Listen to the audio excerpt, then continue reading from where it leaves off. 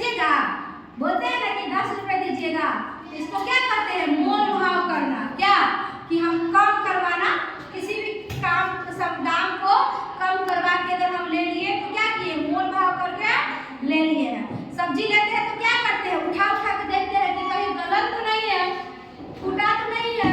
उसी तरह हम गुड़िया खरीदने जाते हैं तो देखते हैं उठा के कहीं टूटा उटा तो नहीं है।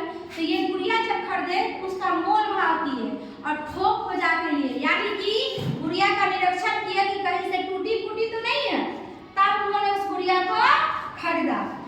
आँख खोल मूंद सकती है, ये गुड़िया जो है अपनी आंखों की पुतली को ऐसे कर सकती है, खोल और बंद कर सकती है। और आँख खोल बंद करने के साथ साथ इसके मुंह से निकल रहा है पिया पिया।